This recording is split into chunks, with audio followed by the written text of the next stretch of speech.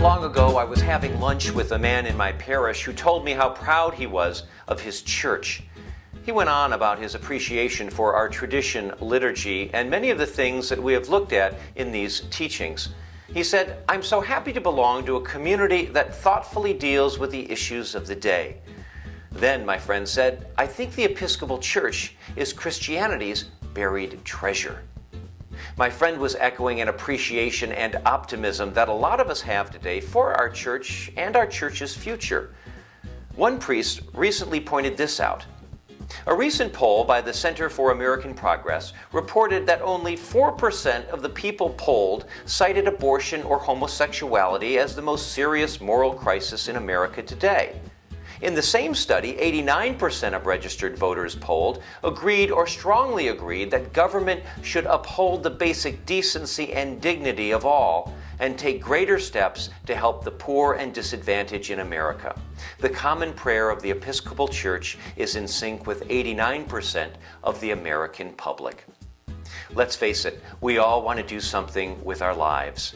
Most of us know how broken the world is, and we want to help fix it.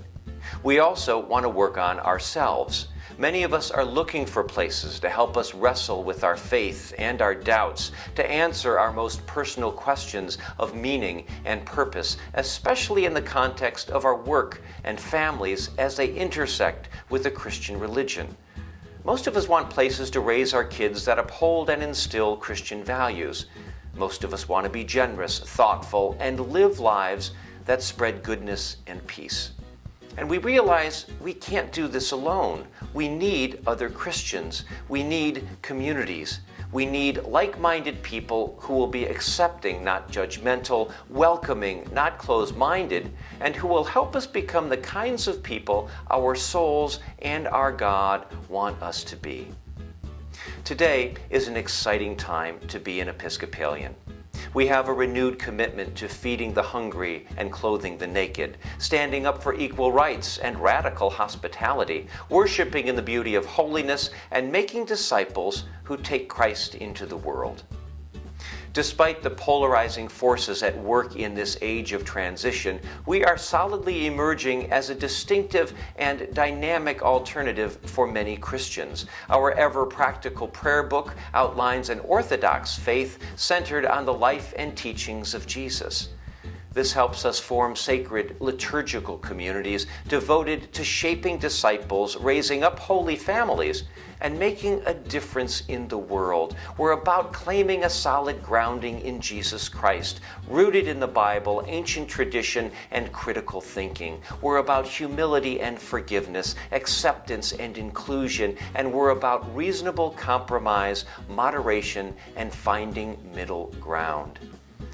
The Episcopal Church has made some bold statements and taken some definitive actions in a sincere pursuit of Jesus and the ever-active, ever-wily Holy Spirit. We care about prayer and we care about justice. We care less and less about church squabbles. We care more and more about making this planet a better place. Now more than ever, we need the Episcopal Church.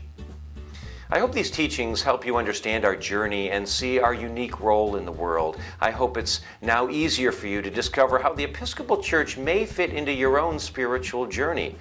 But more than anything, I hope you see the depth of the Lord's love and faithfulness at work among a desperately flawed, though relentlessly determined group of Christians.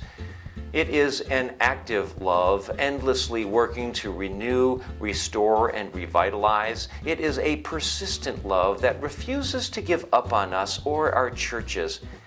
And it is an accessible love, embodied in the faithfulness of Christian communities who strive to be the warm smile and open arms of Jesus. Lifting up this love is the key to any church's renewal, and the more my church does this, the easier I find it to imagine Jesus as an Episcopalian.